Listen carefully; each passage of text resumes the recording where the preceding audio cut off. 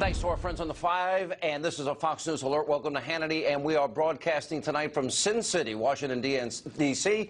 President Trump has just finished his rally in Iowa. We'll have highlights and reaction throughout this hour, but first, Democrats, they are in total disarray after last night's major win, again, for President Trump, and, of course, Republicans in the Georgia 6th District. Now, the left has absolutely no idea. They're completely out of touch with you, the American people, as we have been telling you. Plus, we will also expose tonight the biggest conspiracy theorist in the Destroy Trump media. And by the way, all that and more in tonight's very important opening monologue. All right, so the special election last night in the Georgia 6th District was supposed to be a big, huge, monumental moment for Democrats in their effort to resist President Donald Trump. And guess what? Just like with all the other special election races, it turns out to be a major win for the president and a massive, huge disappointment and failure for the Democrats. The Republican candidate, Karen Handel, she ended up beating 30-year-old Democrat Jon Ossoff, the new rock star of the left, who couldn't even vote in the race. Why? He doesn't live in the district. And what's even more embarrassing for Democrats, they spent over $30 million trying to help Ossoff win. It became the most expensive congressional House race in history, and they still came up way short. Now, liberals actually, they would have been better, served if they dug a big, giant hole and threw all their money in it, or maybe give it to poor people and set it on fire. Anyway, it was a total waste of time and, of course, money from a lot of Hollywood people. And here's why. Democrats, right now, they have zip. They have nothing to offer to you, the American people. They're out of touch with you. And by the way, their ideas are old. They're tired. Every single thing they have tried has failed because, of course, they always believe more government is always the solution for all of our problems. Remember, President Reagan once said, government is the problem. For example, let's take a look at Obamacare. That train wreck is, of course, imploding right before your eyes. Remember, you keep your doctor, you keep your plan, and you save on average per family in America $2,500 per year. Well, the average increase was over $6,000 and $8,000 for American families. And earlier tonight, the president in Iowa slammed the Destroy Trump media and the losing Democrats. Watch this.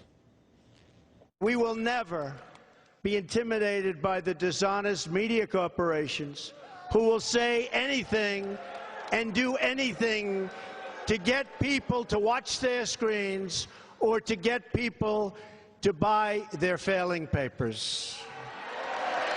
They thought they were going to win last night in Atlanta. They thought they were going to win. And they've been unbelievably nasty, really nasty. And they thought they spent close to $30 million on this kid who forgot to live in the community that he was in. I mean, So they raised a fortune for him. They fought like hell. They said they were going to win. All of the television networks, other than Fox, which really has treated us fairly, by the way.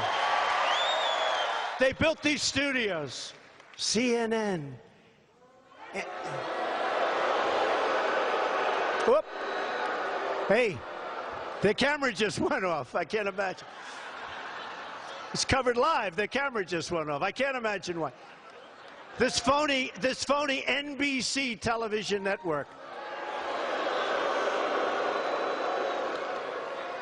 They actually had one of the people say, it was a little rainy last night. Maybe that was the difference in Karen's race. If she had lost, they would have been there for weeks talking about this. This would have been the greatest defeat in the history of American politics. When she won, when they said, projected winner is Karen Handel, then they said, we switch to another program, right? So it was so short. They couldn't get out of there fast enough. I'm kind of glad I don't work at CNN, the Clinton News Network, or NBC, the Conspiracy News Network. The president has a good point. Now, also tonight, we continue to expose the biggest black helicopter, tinfoil hat conspiracy theorist in the Destroy Trump media, NBC's Rachel Maddow. This is off the hook, out of control, and if it wasn't so serious, it's actually funny. Now, last night, remember, they were expecting a big victory. Results rolling in from the race in Georgia. President Trump mentioned this at the rally.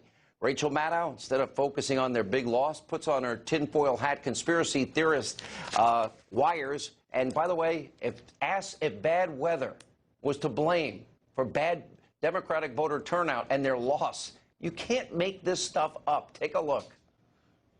If there was a turnout effect from the bad weather today in the district, does that have any partisan implications that you could foresee in terms of what was expected for same-day, election day voting in here rather than the early vote? See, the weather kept only Democrats home. And, of course, a night cannot go by without Maddow floating some sort of Trump-Russia collusion conspiracy theory, even though nobody says it, nobody believes it. It's been debunked to date. There is zero evidence of Trump-Russia collusion, nothing whatsoever. It's been a farce, a total fabrication, 11 months of lies and conspiracies made up by people just like Maddow. Now, despite these facts to date, Rachel, she was at it again, whipping up a new crackpot theory involving President Trump, the mob money and money laundering, and even Vladimir Putin made it into the mix. Now, you cannot make this stuff up. Well, I guess apparently she can. It's NBC News. Take a look. If this new reporting from Tim O'Brien proves out about Russian money pouring into Trump properties and it coming from sources close to Putin through people known for their mob and money laundering ties, if that reporting proves out, we're left with the question of why that happened. Why was money connected to Putin pouring into Trump projects? Why did they do that? Keywords, if this proves out, but then she goes to, why would they do that? If you've been watching this show, you know that example is nothing compared to the other unhinged, completely insane things that NBC and Maddow are saying night after night, day after day. Here are just a couple of her craziest Trump-Russia conspiracy theories. You're going to love this. Take a look. Just last week, Reuters reported on 18 new, previously undisclosed contacts between the Trump campaign and Russian government officials. U.S. investigators, including the FBI, are looking into a Russian citizen in conjunction with one of the incidents on the Trump campaign last year. Maybe he's not as charitable as he says, or maybe he's not really under audit. Like, all of those little things might be true. Okay, that'd be interesting to know. I don't know that that would change the world that much. But what would change the world is if, you know, Russia was interfering in the election, and they weren't doing it on their own, and he was in on it, you know? The FBI director being fired by the president to try to change or stop an FBI investigation into the president's campaign and his top staffers, that is a big freaking deal. Big freaking deal, no. By the way, you may remember back in 2011, Maddow tried to explain away then Congressman Anthony Weiner's very graphic, very lewd tweet. Another conspiracy theory. Take a look. If the congressman was hacked, as he said he was, if he was pranked, how would that work? How could a person do that? What would that look like? The Daily Kos writer looks at the image of the congressman's Twitter account more closely, and judging from the pixelization of the images and some other visual clues, he concludes that the damage was a composite, saved a number of times, indicating it had been photoshopped. For a theory with fewer steps, a number of other blogs have different versions of a theory of a potential hacking that looks at the information embedded in this controversial picture. A third, but by no means final theory, has to do with the photo sharing service that I was talking about earlier, YFrog. It's not all that hard to generate a program that would try every possible combination using your Twitter name until you got the right email address to use this service to post pictures. And there wasn't a hacking. Now, of course, there was also the time that Maddow theorized that Republicans may be pushing assassinations as an actual political tactic. Take a look. Has enough kerosene been poured on the flames that the possibility of violence, even assassination, is being posited as a real political tactic in the United States? And why not play the race card? Last year, Maddow asked if Donald Trump is, quote, a gateway drug to racism in the GOP. Let's look at this. A lot of people who I think are critical of Donald Trump generally look at praise like that from somebody like Donald Duke and wonder if he is a gateway drug, if there is something beyond Donald Trump himself that means a much greater transformation of the Republican Party into something that is going to be new to mainstream politics. So in the Destroy Trump media, what you just saw somehow passes for, quote, news. So I have to ask, hey, Tom Brokaw, are you proud of NBC News now? You know, I knew the late Tim Russert. He never behaved. He never reported things like this. For example, my former colleague, Megyn Kelly, moved over to NBC. Is she proud of this type of reporting? Megyn interviewed, for example, was a big deal, made a lot of news, conspiracy theorist Alex Jones last week. Should she now interview Maddow this week so she can be fair and balanced? What about Matt Lauer? Does he support this nonsense, these conspiracy theories that are being spewed? By the way, what about Andy Lack? He's the head of NBC. He okay with all this? Now, the only thing the Democrats, members of the Destroy Trump media, have left are these tinfoil hat conspiracy theories, as Rachel says, and they're using them to create distractions, to try and stop President Trump from what? Keeping his promises and his agenda, bringing it forward. And, of course, we're putting up on your screen right now the key points of the president's agenda. Now, Democrats and the media have proven they're willing to say and do anything to stop the president from enacting that agenda. Enough's enough. Here with reaction, editor-in-chief, LifeSet, Fox News contributor, nationally syndicated radio host, Laura Ingraham. What do you Well, think it's a about very that? interesting pattern of gesticulation on the part of Rachel Maddow. I think we need like a body language expert in to just completely reveal what's really going on in her mind. You know what the difference God between... bless them. We don't want to silence her. I said go I for actually it. think she's kind of fun. I mean, if I were a liberal, Rachel Maddow would be all the rage. I mean, look, I think what we see in the country right now is that there are people on the far left who are frustrated with the Democrat Party because the Democrats are kind of caught in the middle of their own vortex. Some of the Democrats want to go far left. They want to go, income redistribution. They jack up the tax rates to 67%. And then there are the ones who are kind of struggling kind of a little bit in the middle, and they're in no man's land. Mm-hmm. They've tried all those ideas of globalization and big government programs, and they failed miserably. Obama had a phenomenal personality, Sean, and he was able to outdo McCain, who was a terrible candidate, and Mitt Romney, who campaigned with the 47% disaster comment.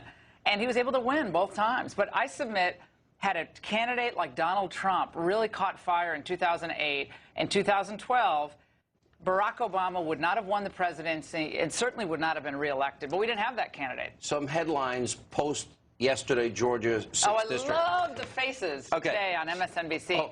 Ashen. And CNN. Yeah, no, they were great. They were so upset. Democrats now turning on election Pelosi. night. By the way, DNC fundraising in a free fall. You terrible. have Senator Chris Murphy of Connecticut saying his constituents, they don't give, quote, his words, a damn about Russiagate. Right. And Joy Behar says Trump hating isn't working. Well, what do they have? I mean, all they have is the resistance. And what we saw in Georgia and in South Carolina, even though I think those margins could have been bigger for the Republicans had they embraced Trump in a more profound way. I think Karen Handel should have campaigned with Trump and should have defied Congress. She should have said, I'm coming to town, and we're going to get 2 pieces of legislation on the president's desk, and he's going to sign those pieces of legislation. It's going to make the lives of the American people better. She kind of was playing a little bit cutesy with Trump. She had the behind closed-door fundraiser. But she was a little scared by the Chamber of Commerce that came in with a lot of money and did help Karen Handel, no doubt about it. But she was a little scared. The Chamber was like, whoa, play it easy on Trump.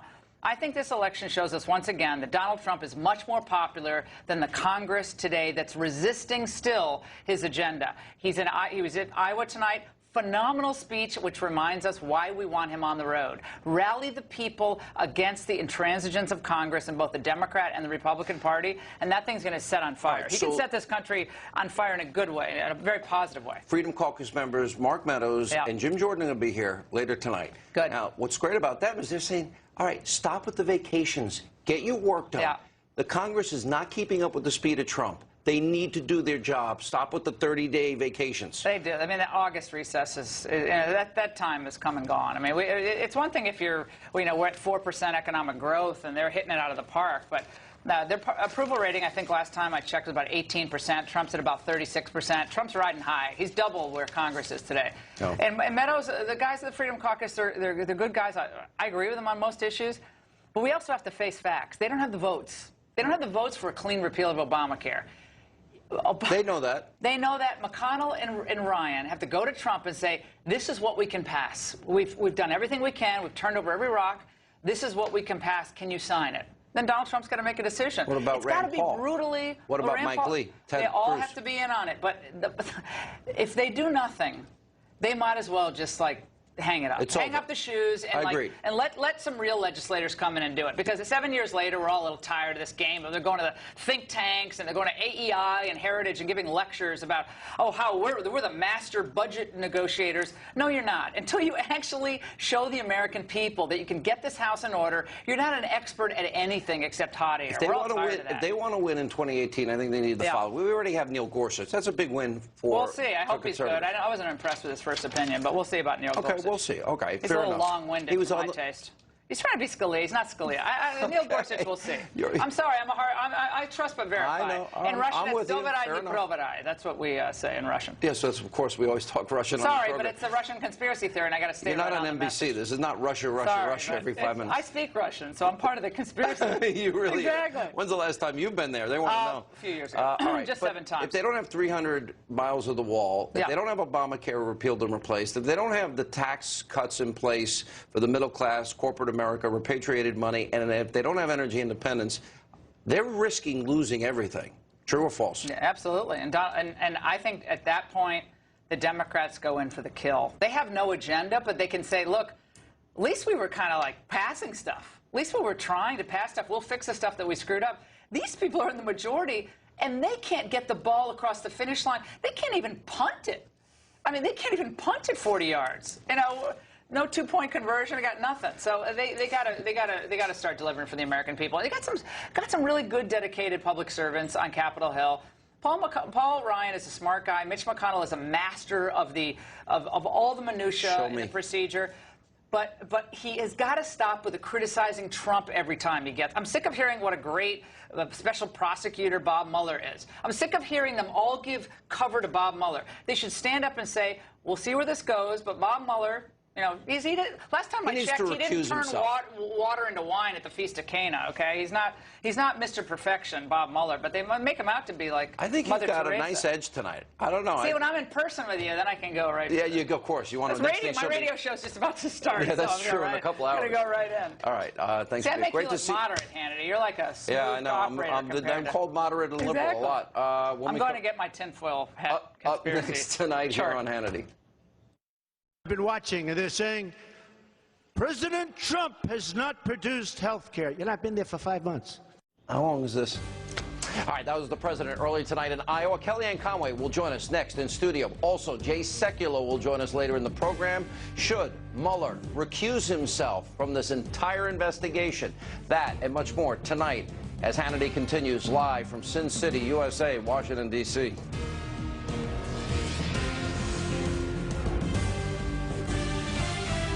Been watching, and they're saying, President Trump has not produced health care. You know, I've been there for 5 months. If you remember, during the Clinton period, they worked for years and years and years. They never got health care. Obamacare is a disaster. It's over.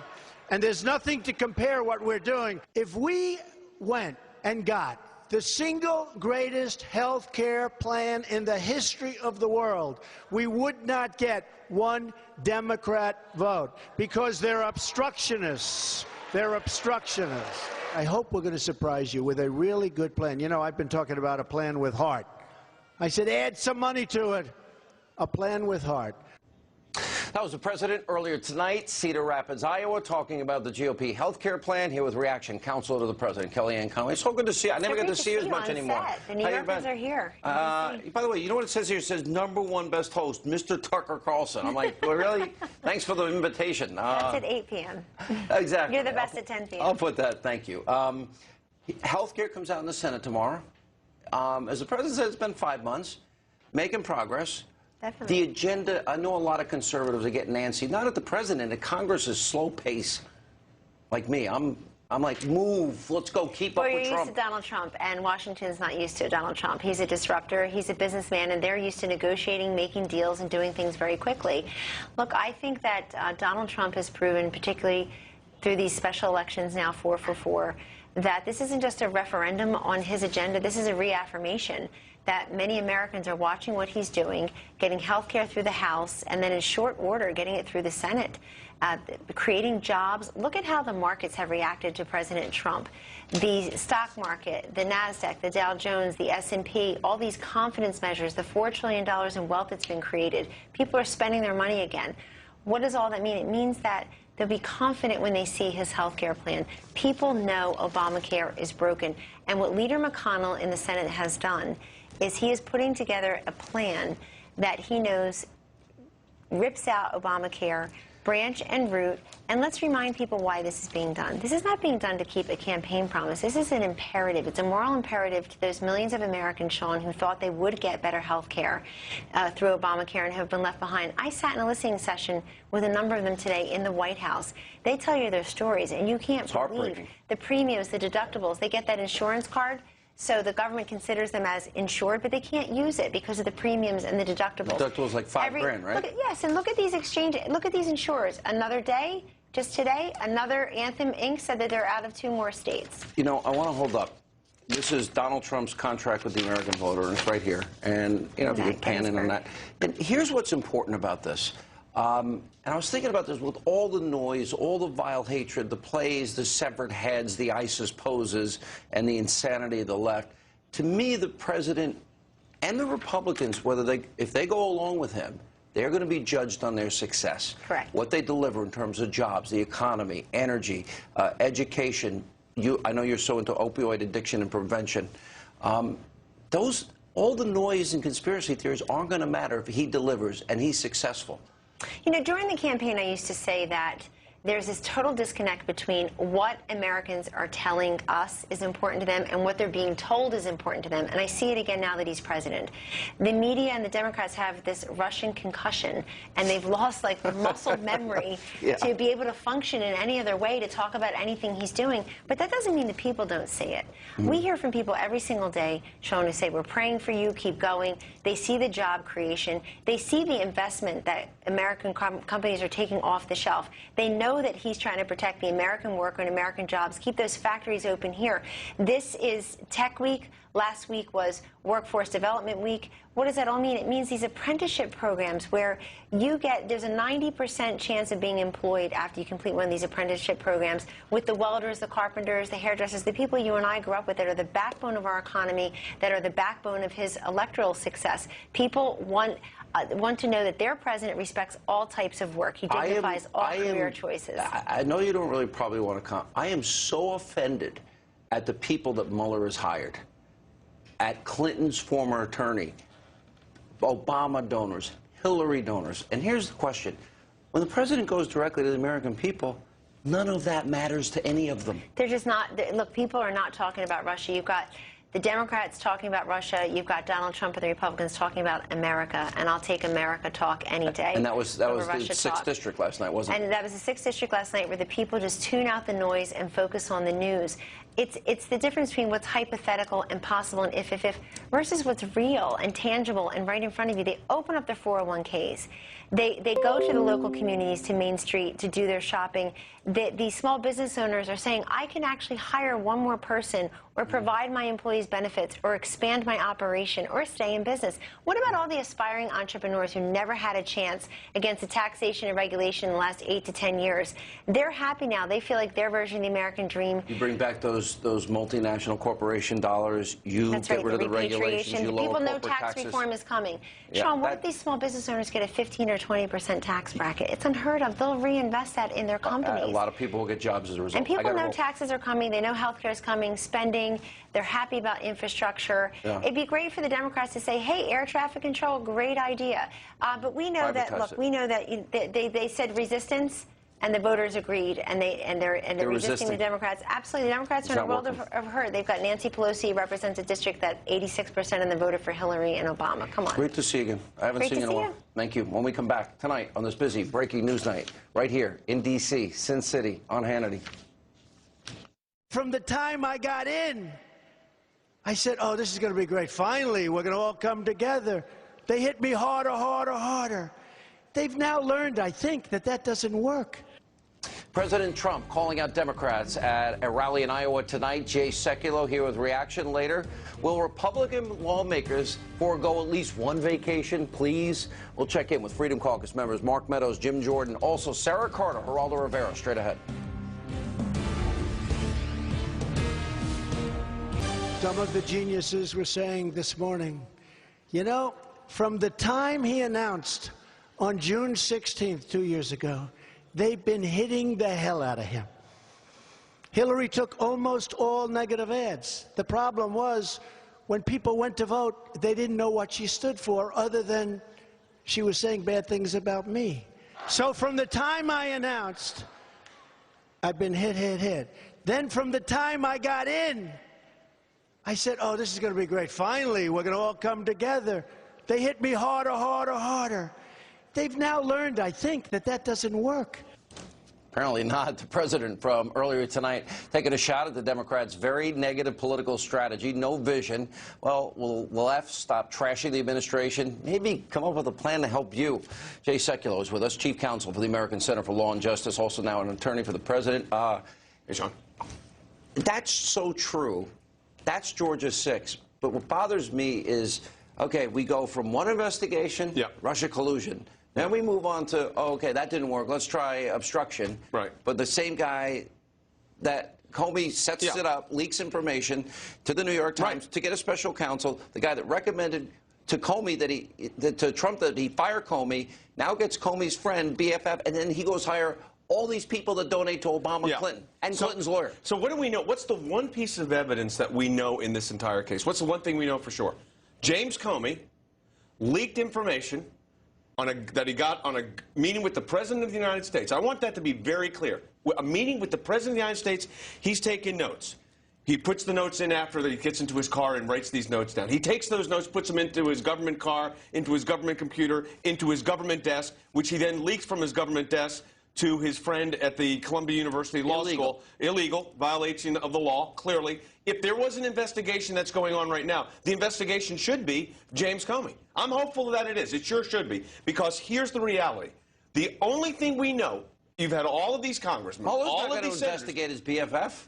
Well, what's going to happen? Yeah, but here's the thing. That investigation actually is independent of this. So that investigation could go on within the context of the Department of Justice. Can we investigate Loretta Lynch for obstruction while we're at it? Well, here's the thing with Loretta Lynch. I mean, she got an absolute free. You talk about it, you know, it's not even fair to double standards to call it a double standard. But what we have to understand that's happened, and what is continuing to happen, is as these multiple track so-called investigations are going on, what do we know?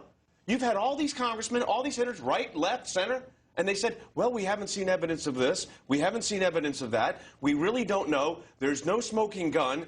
They've been doing this for 10 months, but we're acting like this is taking place in a vacuum. This has been going on for almost a year. Do you have any doubt that mishandling of classified information by Hillary, destruction of classified top secret special access program information by Hillary, the Clinton Foundation pay-to-play 20% of our uranium signed off by her, or Michael Flynn, the violation of the Espionage Act, aren't they all felonies? Do you have any doubt felonies were committed? No question. I mean, here's the thing that's absolutely made no sense on this. Of course, you left out the best one, which is the President of the United States, former President of the United States, Bill Clinton, meeting on the tarmac with Loretta Lynch. It's called obstruction of justice. Well, if there was an obstruction of justice, that certainly would be it, right? Okay, what happens on that one? Wait a minute, it wasn't an investigation, it was a matter. No, well, that's, to me, also another point. They will change the classification of what's going on when it suits their own narrative. But when it doesn't suit their narrative, you know what James Comey suffers from? I've said this before. Selective disclosure disease. I got a last question. Yeah. Is the president going to get rid of the Obama holdovers, the deep state, the selective leakers that are trying to hurt him every single solitary day? Do they go? They have to go, because the reality is that's where... Look, we've gone past now the security leaks, right? Remember, at the beginning of the year, we were dealing with all of the leaks. And then that kind of got lost in all of this. But at the beginning of this was the problem of classified information being leaked to newspapers, to reporters, and that's a crime. And that's got, and that you have These leaks are now coming from Mueller. This is the special counsel. Well, you're talking about that anonymous Washington Post sources. Wait a minute. Yeah. Anonymous. No, not even anonymous sources. Anonymous sources from who? From agencies they won't identify. So what do you have here? This is, the president uses the phrase witch hunt. I'm not sure it's fair to witch hunts. What's going on right now? Good line. I agree with you. Yeah. He needs to recuse himself. Mueller, get out. There's too many conflicts of interest, and if you have any respect for the law, go. Same thing. Rosenstein, out. If you have respect for the law, get out. Recuse yourself. Coming up, should lawmakers forego, please, their August recess? I never saw so many people have so many vacations and advance the Trump agenda. Keep up with the president. We'll ask Congressman Mark Meadows, Jim Jordan, also Sarah Carter, Geraldo. Next, straight ahead, live from D.C.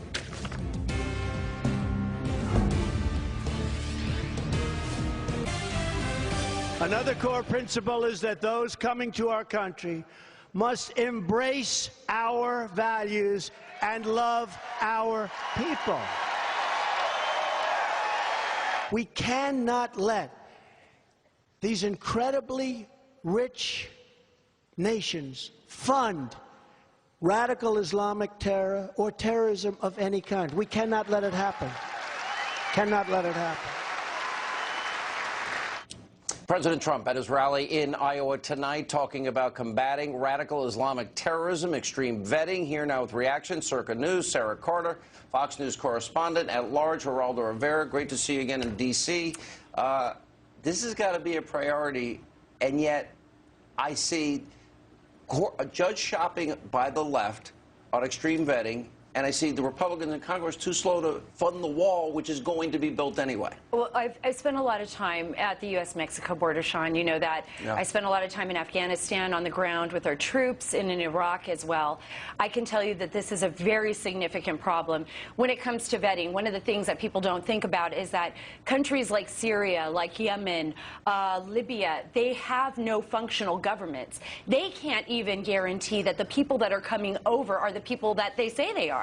So this is the problem that we're facing now, and we can see this with the acts of violence and terror in Europe, in the United States, what happened in London recently, and today. Everywhere. And today, you know, in Flint, oh my Michigan. God, yes. Allahu Akbar with a knife? Yes. Oh, and Geraldo?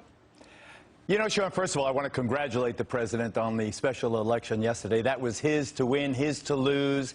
He invested a lot of prestige, a lot of energy in the race. The Democrats had a good candidate. They only made one error, that he doesn't live in the district he was running in. That's like somebody from Staten Island running in Queens in New York City. It would never, ever happen, never get elected. That's why I could predict it so early on. I think the president, though, and you're talking about immigration and extreme vetting, and I think all of that is very appropriate.